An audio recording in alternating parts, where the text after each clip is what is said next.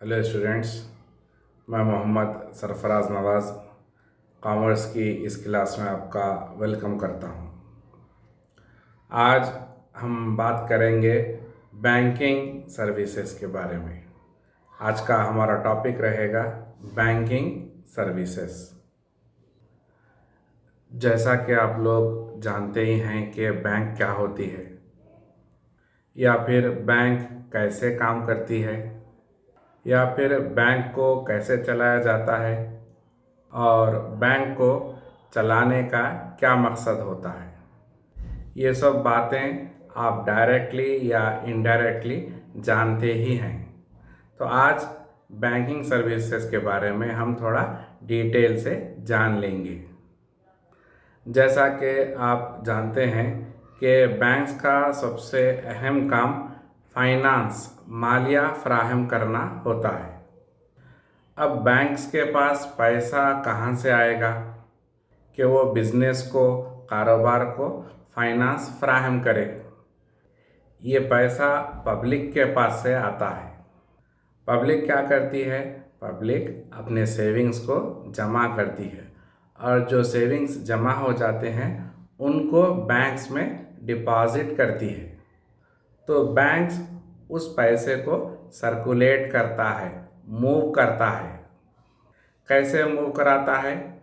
उस पैसे को बैंक्स कर्ज देता है, लोन देता है और फिर इन्वेस्टमेंट भी करता है। बैंक्स जो फंड्स कलेक्ट करता है उसको लोन की सूरत में, कर्ज की सूरत में या फिर कैश क्रेडिट या फिर ओवरड्राफ्ट की सूरत में बिजनेस को हेल्प करता है।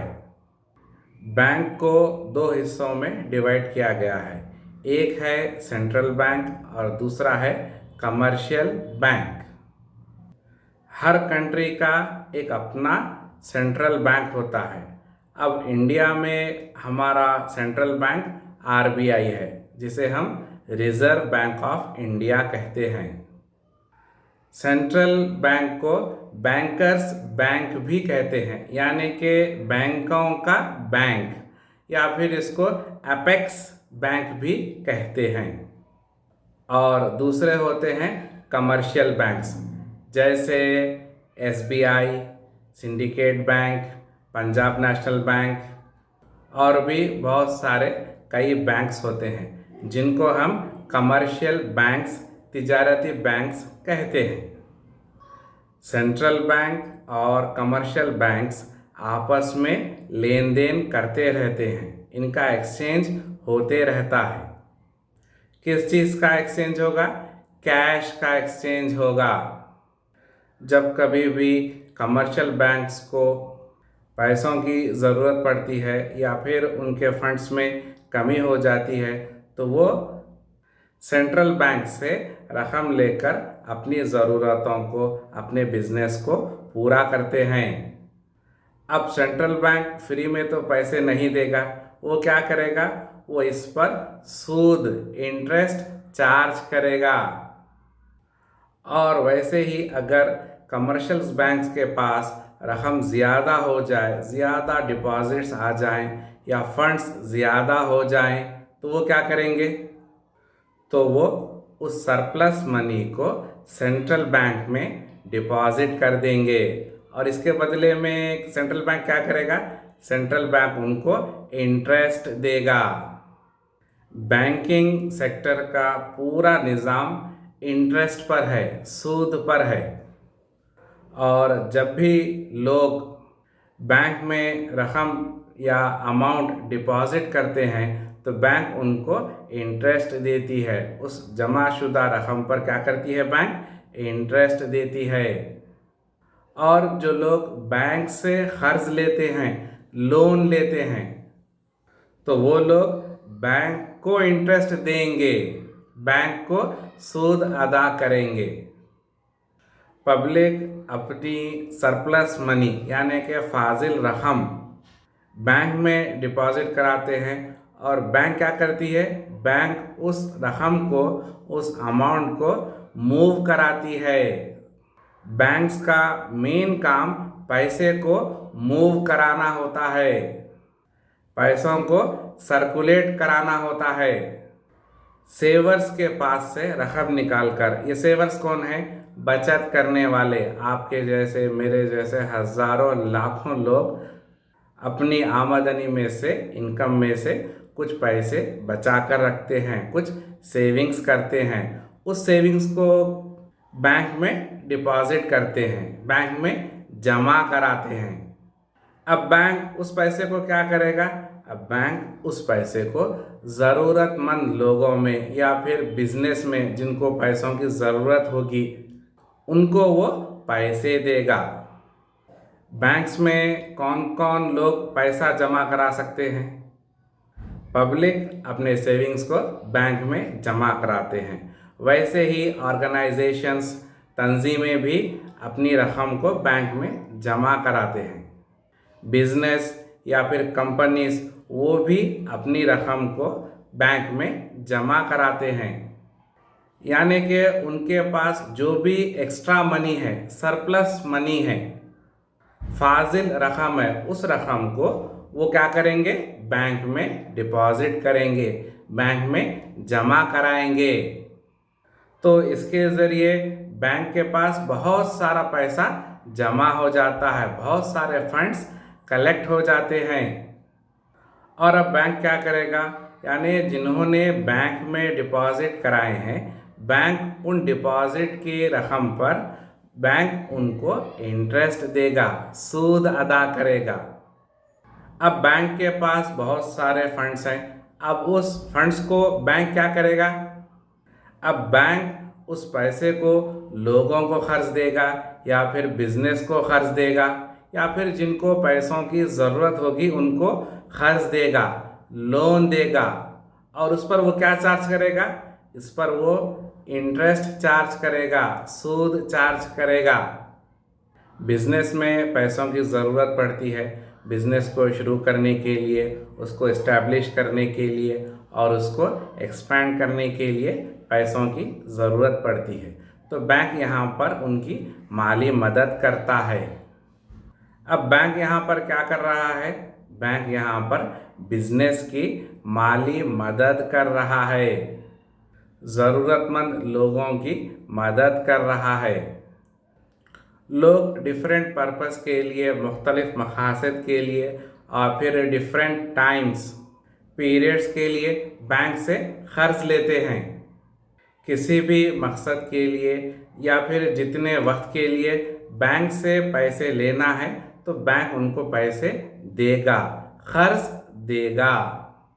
चाहे उसका टाइम पीरियड शॉर्ट पीरियड हो या फिर लॉन्ग पीरियड हो, बैंक उनको कर्ज देगा। अब आपके सामने एक बात तो क्लियर हो गई कि बैंक यहाँ पर बिजनेस कर रहा है, यानी कि लोगों के पास से, ऑर्गेनाइजेशंस के पास से, कंपनीज के पास से जो एक्स्ट्रा मनी या फिर सरप्लस अमाउंट उनके पास जो रहता है उस पैसे को सर्कुलेट कराता है और ज़रूरतमंद लोगों को या फिर बिजनेस को कर्ज देता है। और जो लोग बैंक में डिपॉजिट करते हैं बैंक उनको इंटरेस्ट देता है, या फिर जो लोग लोन लेते हैं, कर्ज लेते हैं, बिजनेस कर्ज लेता है तो उसको क्या करता है? बैंक उन पर इंटरेस्ट चार्ज करता है। अब यहाँ पर क्या हो रहा है? यहाँ पर बैंक बिजनेस कर रहा है, प्रॉफिट कमा रहा है। अब सवाल ये पैदा होता है कि बैंक प्रॉफिट कैसे कमा रहा है? अब देखिए कि जब लोग या फिर ऑर्गेनाइजेशंस या फिर कंपनीज अपनी सेविंग्स को या फिर सरप्लस अमाउंट को, एक्स्ट्रा मनी को बैंक में डिपॉजिट करते हैं तो बैंक क्या करता है? उनको इंटरेस्ट देता है। वो इंटरेस्ट कितने परसेंट होगा? बहुत ही कम रहेगा, 4%, 5% या 6% इंटरेस्ट रहेगा। कौन देगा ये इंटरेस्ट? बैंक देगा। किसको देगा? जिन्होंने बैंक में डिपॉजिट किया है। अब उसके बाद बैंक क्या करता है? बैंक उसके बाद अब लोगों को या फिर बिजनेस को जिनको फंड्स की ज़रूरत होगी, पैसों की ज़रूरत होगी, उनको कर्ज देगा, लोन देगा। उसके साथ क्या करेगा? उसके साथ वो इंटरेस्ट चार्ज करेगा। कितने परसेंट इंटरेस्ट चार्ज कर सकता है? 10%, 12%, 15%, 18% तक वो इंटरेस्ट लेता है। एक तरफ वो कम इंटरेस्ट देता है और दूसरी तरफ ज़्यादा इंटरेस्ट लेता है। और अब ये जो बीच का डिफरेंस है उसी को प्रॉफिट माना जाएगा। तो समझ में आया बैंक्स कैसे प्रॉफिट कमाते हैं। और बैंक्स बिल्स को डिस्काउंट करके भी प्रॉफिट कमाते हैं। बिजनेस में, कारोबार में बहुत सारे बिल्स होते हैं जिनका एक मुकर्ररा वक्त होता है, फिक्स्ड पीरियड ऑफ टाइम होता है जिस पर बिल्स को अदा करना होता है। और जब कभी भी बिजनेसमैन को पैसों की ज़रूरत पड़ती है, पैसों का उनको शॉर्टेज हो जाता है, तो वो अपने बिल्स को बैंक से डिस्काउंट करवा लेते हैं। मुकर्ररा वक्त से पहले बिजनेसमैन अपने बिल्स की डिस्काउंटिंग बैंक से करवा लेता है। क्यों? क्योंकि उसको पैसों की ज़रूरत होती है। इससे बैंक्स को ही फ़ायदा होता है, बैंक्स को ही प्रॉफिट मिलेगा। बिल्स की जो फेस वैल्यू होती है, बैंक उससे कम वैल्यू में बिल्स को डिस्काउंट करता है। तो समझ में आया डिस्काउंटिंग ऑफ बिल क्या होती है? नहीं समझ में आया? चलिए इसको एक एग्जाम्पल के ज़रिए समझते हैं। फर्ज कीजिए कि एक बिल है 1,00,000 रुपये की। कितने की है? 1,00,000 रुपये की एक बिल है और उसकी मैच्योरिटी डेट है 1 महीने के बाद, यानी कि मैच्योरिटी डेट पर ही उसको वो रकम मिलेगी। और अब बिजनेस चलाया जा रहा है, बिजनेस में उतार चढ़ाव है, रिस्क है और अब बिजनेसमैन को पैसों की ज़रूरत है और वो बिल है 1 महीने के बाद की, यानी 1 महीने के बाद ही उस बिल की मैच्योरिटी होगी। तो अब बिजनेसमैन क्या करेगा? वो सीधा बैंक के पास जाएगा और कहेगा कि इस बिल की डिस्काउंटिंग कर दो। अब बिल की डिस्काउंटिंग करने के बाद क्या उसको पूरे 1,00,000 रुपये मिलेंगे? नहीं मिलेंगे। हो सकता है उसको 1,00,000 से कम मिलेंगे, हो सकता है कि 90,000 मिले या फिर 95,000 मिले।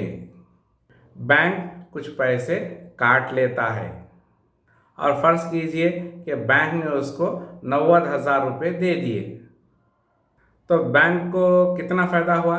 बैंक को 10,000 का फ़ायदा हो गया, बैंक को 10,000 का प्रॉफिट मिल गया। एक तरफ बिजनेसमैन को पैसों की ज़रूरत थी, वो पूरी हो गई और दूसरी तरफ बैंक ने अपना प्रॉफिट भी कमा लिया। तो समझा आपने कि बैंक किस तरीके से अपने खिदमात अंजाम देता है, बैंकिंग सर्विसेज क्या होती हैं। तो आज की इस क्लास में आपने क्या सीखा? आज की इस क्लास में आपने सीखा कि बैंक क्या होता है और वो अपने सर्विसेज कैसे अंजाम देता है। मैं उम्मीद करता हूँ कि आपको आज की ये क्लास समझ में आई होगी। अब हम हमारी इस क्लास को यहीं पर ख़त्म करते हैं। मिलते हैं अपने नेक्स्ट वीडियो में। तब तक के लिए थैंक यू।